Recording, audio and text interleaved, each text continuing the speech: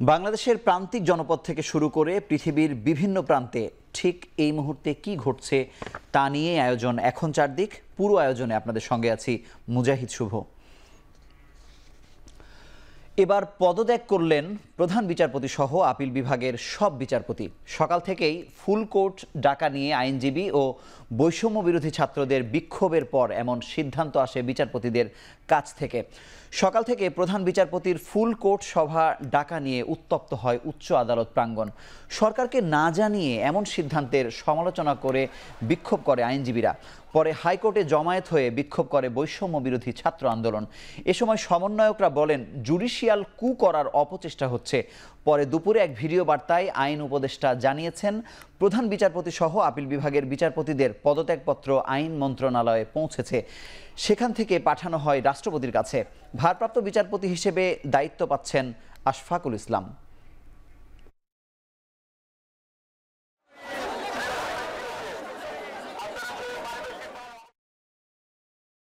আমাদের প্রধান বিচারপতি কিছুক্ষণ আগে পদত্যাগ করেছেন। ওনার পদত্যাগপত্র ইতিমধ্যে আইন মন্ত্রণালয়ে এসে পৌঁছেছে। এটা উপযুক্ত প্রসেসিংয়ের জন্য আমরা কাল বিলম্ব না করে রাষ্ট্রপতির কাছে পাঠিয়ে দিব এবং আমি আশা করব যে এটা খুব দ্রুত কয়েক ঘন্টার মধ্যে এই প্রক্রিয়া সম্পন্ন হবে। দেশের সম্পদ নষ্ট করবেন না, সবাই শান্ত থাকবেন। এদিকে পদত্যাগ করেছেন ঢাকা বিশ্ববিদ্যালয়ের উপাচার্য অধ্যাপক ডক্টর এ.এস.এম. মাকসুদ কামাল। একই সঙ্গে বিশ্ববিদ্যালয়ের 7টি হলের প্রভোস্টরাও পদত্যাগ করেছেন। গতকাল ঢাকা বিশ্ববিদ্যালয়ের উপাচার্য, উপ উপাচার্য, প্রক্টর, সহকারী প্রক্টর, কোষাধ্যক্ষ, প্রভোস্ট সহ সব সিনেট ও সিন্ডিকেট সদস্যের পদত্যাগ এবং ক্যাম্পাসে রাজনীতি নিষিদ্ধের দাবিতে বিক্ষোভ করেন একদল শিক্ষার্থী। সার্বিক পরিস্থিতি বিবেচনায় আজ শিক্ষা মন্ত্রণালয়ে উপাচার্য ও 7টি হলের প্রভোস্ট পদত্যাগপত্র জমা দেন। এর আগে গত বছরের 4 নভেম্বর সাবেক উপাচার্য অধ্যাপক ডক্টর মোহাম্মদ আখতারুজ্জামানের স্থানে 29তম উপাচার্য হিসেবে নিয়োগ পান অধ্যাপক এ.এস.এম. মাকসুদ কামাল। কোটা সংস্কার আন্দোলনে নিহত আবু সাঈদের পরিবারের সঙ্গে দেখা করেছেন অন্তর্বর্তী সরকারের প্রধান উপদেষ্টা ডক্টর মোহাম্মদ ইউনূস। বেলা 11টার দিকে সাঈদের বাড়িতে পৌঁছান তিনি। প্রথমেই কবর জিয়ারত করে নিহত সাঈদের জন্য দোয়া করা হয়। পরে সাঈদের পরিবারের সদস্যদের সঙ্গে কথা বলেন মোহাম্মদ ইউনূস। এ সময় সাঈদের পরিবারের সদস্যদের হাতে জাতীয় পতাকা তুলে দিয়ে সব সময় তাদের পাশে থাকার আশ্বাস দেন। পরে আবারও সাঈদের কবরের সামনে গিয়ে ঐক্যবদ্ধভাবে দেশের জন্য কাজ করার আহ্বান জানান অন্তর্বর্তী সরকারের প্রধান উপদেষ্টা। এরপর রংপুরে কোটা সংস্কার আন্দোলনের নেতৃত্ব দেয়া ছাত্রদের সঙ্গে দেখা করতে বেগম রোকেয়া বিশ্ববিদ্যালয়ে যান তিনি। বলেন বর্তমানে এই বিজয় রক্ষা করার দায়িত্ব তরুণদেরই। সাথেও তিনি আসলে কুশল বিনিময়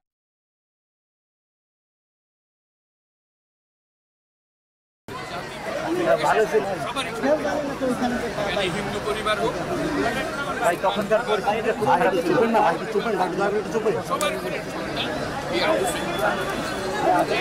আপনারা খেয়াল রাখবেন যে কোথাও কোনো সংশোধন না হয়, তো ধর্ম নিয়ে কথাবার্তা না বলে, কারণ আমরা এই মাটির সন্তান সবাই আবশ্যক।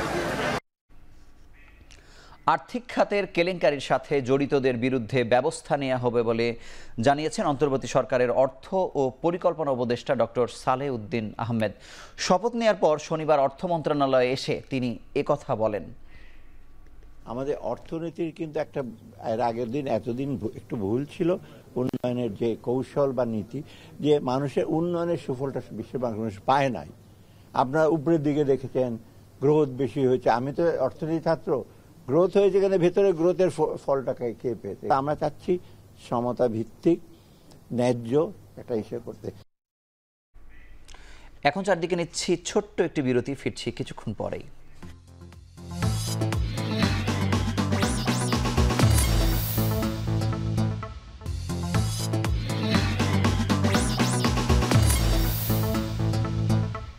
ফিরে এলাম বিরতির পর, দেখছেন এখন চারদিক। বৈষম্য বিরোধী ছাত্র আন্দোলনে নিহত এবং আহতদের পূর্ণাঙ্গ তালিকা করে রাষ্ট্রীয় মর্যাদা ও আহতদের পুনর্বাসনের দাবি জানিয়েছে দৃশ্য মাধ্যম বিক্ষুব্ধ থিয়েটার কর্মী ও আলোকচিত্রী সমাজের কলাকুশলীরা। বিকেলে শহীদ মিনার প্রাঙ্গণে সৃষ্টির স্বাধীনতায় সাহসী বাংলাদেশের ব্যানারে সমাবেশ করে শিল্পী সংস্কৃতি কর্মীরা। শিল্পীরা যেন স্বাধীনভাবে মত প্রকাশের সুযোগ পায় সেই দাবিও তুলে ধরা হয়।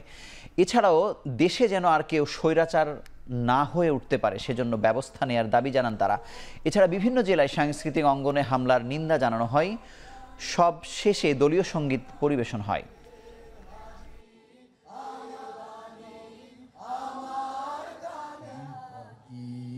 আমরা এখন যেই সময়ের ভিতর দিয়ে যাচ্ছি, এটার অনেক রকমের অপব্যাখ্যা হচ্ছে, হবে, অনেক রকমের চেষ্টা হবে এটাকে ভিন্ন দিকে নেওয়া।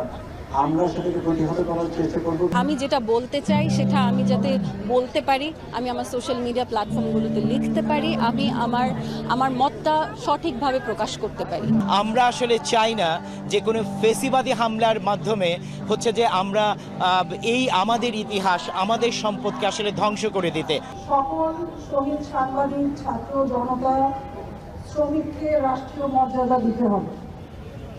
সকলের পরিবারকে মর্যাদাপূর্ণ ক্ষতিপূরণ দিতে হবে এবং আহতদের দায়িত্ব রাষ্ট্রকে বহন করতে হবে। মেহেরপুরে মুক্তিযুদ্ধের স্মৃতিসৌধ মাটিতে গুড়িয়ে দেওয়া হয়েছে।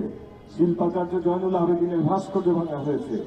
গানের জন্য সরকার বিরোধী বা একটি ফ্যাসিজম বিরোধী, একটি অন্যায় বিরোধী সংঘের বিরুদ্ধে গান গাওয়ার জন্য যেন তাকে গ্রেপ্তার করা না হয়। আমরা আশা করছি যে স্বপ্ন নিয়ে শিক্ষার্থীরা আন্দোলন শুরু করেছিল, সেই রকম একটা স্বপ্নের দেশই আমরা পাবো এবং সেখানে আমাদেরও কিছু বলার আছে, যেটা আসলে তাদেরও একটা দিক নির্দেশনা দিতে পারে বলে। প্রকৃত উন্নয়ন বলতে যা বোঝায়, দেশে সেই উন্নয়নকে গুরুত্ব দিতে হবে। কোনো উন্নয়ন সুশাসনকে বাদ দিয়ে করা যাবে না। রাজধানীতে নতুন বাংলাদেশ বিনির্মাণে পরিকল্পনাবিদদের প্রত্যাশা শীর্ষক সংবাদ সম্মেলনে কথা বলেন পরিকল্পনাবিদরা।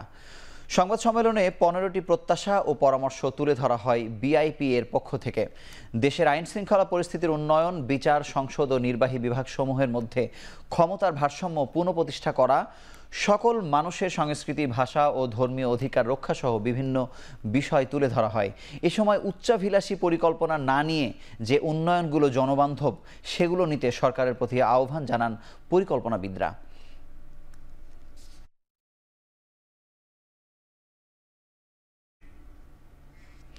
দেশের শান্তি শৃঙ্খলা রক্ষায় অন্তর্বর্তী সরকারকে সব ধরনের সহযোগিতা করা হবে বলে জানিয়েছেন বাংলাদেশ জামায়াতে ইসলামের আমির ডাক্তার শফিকুর রহমান।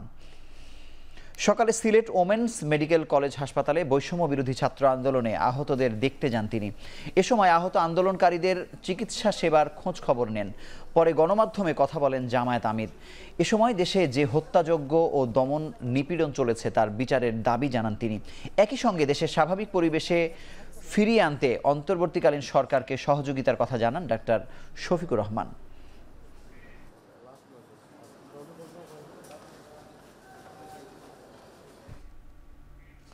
রাজশাহীতে বৈষম্য বিরোধী ছাত্র আন্দোলনের সমন্বয়ক শিক্ষার্থীদের সাথে মতবিনিময় করেছে প্রশাসন। শনিবার দুপুরে রাজশাহী জেলা প্রশাসকের সভাকক্ষে এই মতবিনিময় অনুষ্ঠিত হয়। বৈঠকের শুরুতেই জেলা প্রশাসক শামীম আহমেদ ও লেফটেন্যান্ট কর্নেল শামীম আহমেদ 6 সমন্বয়কের বিভিন্ন দাবি দেওয়ার কথা শোনেন। এ সময় সমন্বয়করা জানান, সিস্টেম না বদলানো পর্যন্ত তারা আন্দোলনে থাকবেন। দ্রুতই সুষ্ঠু আইন শৃঙ্খলা পরিস্থিতি, নিরপেক্ষ পুলিশ ও প্রশাসনিক কার্যক্রম শুরুর তাগিদ দেন সমন্বয়করা। তারা জানান, বৈষম্য বিরোধী সমাজ গঠনে আন্দোলন চলবে।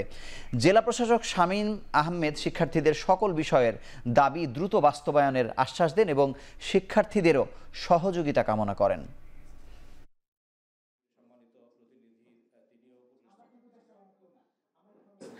সবাই মিলে কাজ করতেছি। অতীতের ভুল ভ্রান্তি থেকে আমাদের অনেক শিক্ষা নেওয়ার আছে। আমরা সেখান থেকে শিক্ষা নিতে চাই এবং আমরা বিবেকের কাছে পরিষ্কার থাকতে চাই যে আপনাদের সকল ইতিবাচক দাবির সাথে আমরা একমত এবং আপনারা যেভাবে করছেন আমরা খুব আশাবাদী যে এই দেশ পরিবর্তন হবে। সড়কে শৃঙ্খলা ফেরাতে পঞ্চম দিনের মতো রাস্তায় নেমেছে শিক্ষার্থীরা। আগের 4 দিনের চেয়ে উপস্থিতি আরও বেশি। গুলশান 1 চত্বরেই দায়িত্ব পালন করছে প্রায় 40 জন। শিক্ষার্থীদের সঙ্গে রয়েছে ফায়ার সার্ভিস, আনসার সহ বিভিন্ন স্বেচ্ছাসেবী সংগঠনের সদস্যরা। অবৈধ টাকা, স্বর্ণালংকার, সরকারি নথি গোপনে যেন কেউ সরাতে না পারে সেজন্য সন্দেহভাজন সব ধরনের যানবাহন তল্লাশিও করছে শিক্ষার্থীরা। উৎসাহ যোগাতে সাধারণ মানুষ, বিভিন্ন প্রতিষ্ঠানের পাশাপাশি নৌবাহিনীর সদস্যরাও মোড়ে মোড়ে নাস্তা, খাবার, পানি সরবরাহ করছে স্বেচ্ছায় সড়ক শৃঙ্খলার দায়িত্বে নিয়োজিত শিক্ষার্থীদের।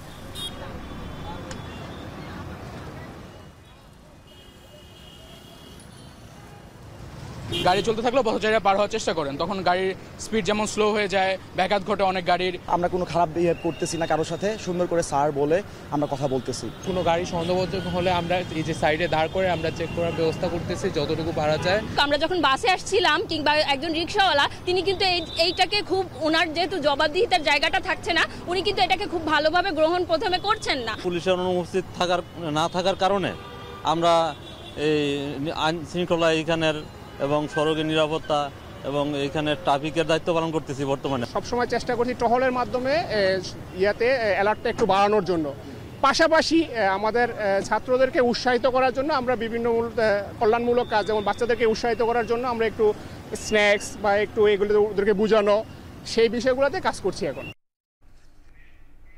রাজধানীর বাইরে দেশের বিভিন্ন থানায় যোগ দিতে শুরু করেছেন পুলিশ সদস্যরা। ফিরতে শুরু করেছে পুলিশি সেবার কার্যক্রম। এতে স্বস্তি ফিরছে সাধারণ মানুষের মাঝে। চট্টগ্রামে বেশিরভাগ থানায় সীমিত আকারে শুরু হয়েছে কার্যক্রম। সকালে নগরীর কোতোয়ালি, হালিশহর, ডবলমুরিং এবং ইপিজেড থানায় দাপ্তরিক কাজে যোগ দেন পুলিশ সদস্যরা।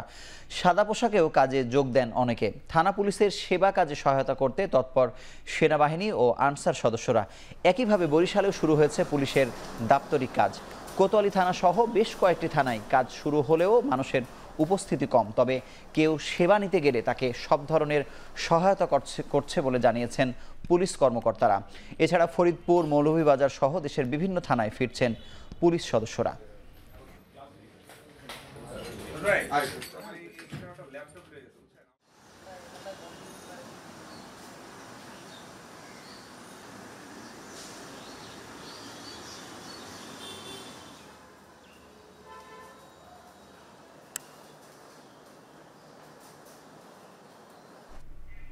রাজধানীর বিয়াম মিলনায়তনে ধর্ম বিষয়ক মন্ত্রণালয়ের নবনিযুক্ত উপদেষ্টা ডক্টর আ.ফ.ম. খালিদ হাসান কথা বলছেন। সরাসরি চলে যাচ্ছি সেখানে।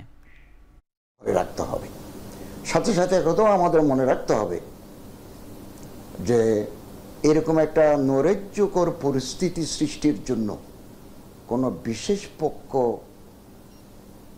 অ্যাক্টিভ আছে কিনা এটাও আমাদের খতিয়ে দেখতে হবে, যাতে একটা অস্থিতিশীল পরিস্থিতি তৈরি হয়। আমরা যে কোনো মূল্যে ধর্মীয় সম্প্রীতি এবং সৌহার্দ্য আমরা বজায় রাখতে চাই এবং ধর্ম মন্ত্রণালয় এক্ষেত্রে জনগণকে সাথে নিয়ে, আস্থায় নিয়ে সংখ্যালঘুদের পাশে দাঁড়াবে। তাদের ব্যবসা বাণিজ্য, তাদের যান মাল, তাদের উপাসনালয় যাতে সুসংরক্ষিত থাকে এ ব্যাপারে আমরা অত্যন্ত সচেষ্ট। এই অবস্থা যদি চলতে থাকে তাহলে বহির্বিশ্বে বাংলাদেশের ভাবমূর্তি বিনষ্ট হওয়ার সমূহ আশঙ্কা রয়েছে। এবং আমি ইনশাল্লাহ আগামীকাল মন্ত্রণালয়ে দায়িত্ব নেব। দায়িত্ব নিয়েই আমার প্রথম কাজ হবে ঢাকা শহরে প্রথমত, এরপরে মফস্বলে যেখানে যেখানে ধর্মীয় উপাসনালয় আক্রান্ত হয়েছে অথবা বাড়িঘর ক্ষতিগ্রস্ত হয়েছে আমরা এগুলো দেখব। এবং আমি স্বরাষ্ট্র মন্ত্রণালয়ের সাথে ক্লোজ মনিটরিং করে এটার আগামী দিনে যাতে এরকম অকারেন্স আর না ঘটে, পুনরাবৃত্তি না ঘটে, এ ব্যাপারে ব্যবস্থা নেব। এবং মাননীয় প্রধান উপদেষ্টাও আমাদেরকে সেই নির্দেশনা দিয়েছেন। এখন এই মুহূর্তে আমাদের মূল কাজ হচ্ছে restoration of law and order situation, আইনশৃঙ্খলা রক্ষার, আইনশৃঙ্খলার উন্নতি সাধন। এটা এই মুহূর্তে আমাদের প্রায়োরিটি। দ্বিতীয়ত, আমরা মন্ত্রণালয়ে কালকে আমি দায়িত্ব নেওয়ার পরে বৈঠক করব, আর কি ব্যবস্থা গ্রহণ করা যায় সংখ্যালঘুদের জানমাল, ইজ্জত, সম্পত্তি, উপাসনালয় এগুলো রক্ষার জন্য, তাদের নিরাপত্তা বিধানের জন্য। তাদের মনে যে আতঙ্ক তৈরি হয়েছে বা আতঙ্ক তৈরি করছে কেউ, এই আতঙ্ক দূর করার জন্য আমরা কিছু গুরুত্বপূর্ণ ব্যবস্থা নেব।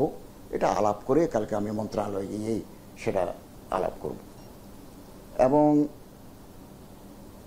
প্রয়োজনে আমি সংখ্যালঘু সম্প্রদায়ের যারা নেতৃবৃন্দ আছেন তাদের সাথেও বসবো, তাদের সাথে আলোচনা করব, তাদের পরামর্শ নেব এবং আমাদের অগ্রাধিকার পাবে প্রায়োরিটি হচ্ছে যে আইনশৃঙ্খলার উন্নয়ন, আমাদের যে ভঙ্গুর অর্থনীতি আমরা যেটা উত্তরাধিকার হিসেবে পেয়েছি এটা থেকে উত্তরণ।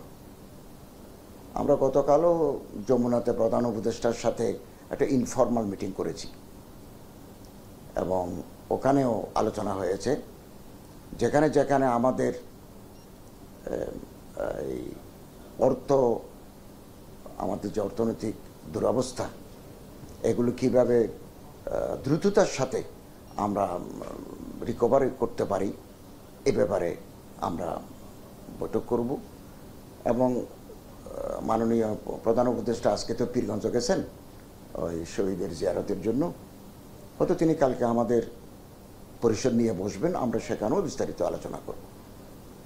তো পরিশেষে আপনাদেরকে ধন্যবাদ জানাচ্ছি এবং আমরা দৃঢ়তার সাথে একথা বলতে চাই, এই কেউ যাতে সংখ্যালঘুদের উস্কিয়ে দিয়ে অথবা মাঠে নামিয়ে জল গোলা করার, পানি গোলা করার পায়তারা করবে, এগুলো আমাদেরকে অত্যন্ত সচেতন থাকতে হবে। এবং শুনছিলেন ধর্ম মন্ত্রণালয়ের উপদেষ্টার বক্তব্য সরাসরি।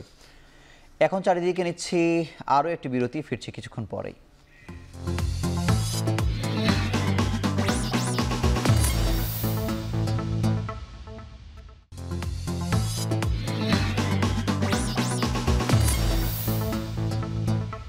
ফিরে এলাম বিরতির পর, দেখছেন এখন চারদিক।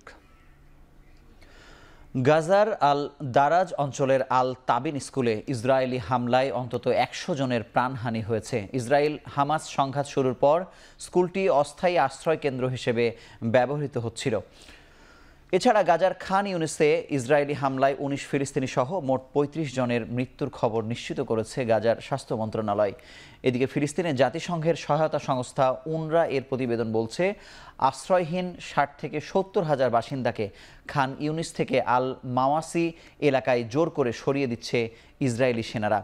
ঘনবসতিপূর্ণ আল মাওয়াসি শহরে এত বিপুল সংখ্যক আশ্রয়হীন ফিলিস্তিনিকে জায়গা দেয়া কঠিন হবে বলে মনে করছে সংস্থাটি।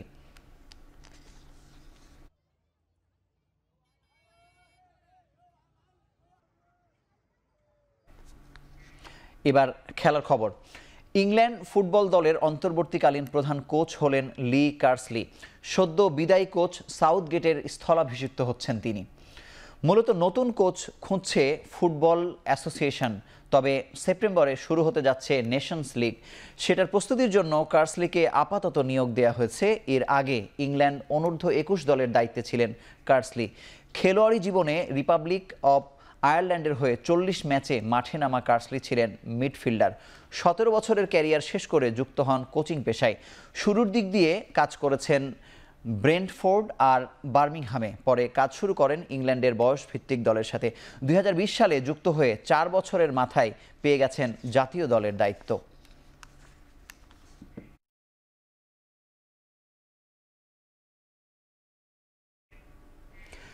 শেষ করছি এখন চারদিক। সঙ্গে থাকার জন্য ধন্যবাদ। শুভ অপরাহ্ন।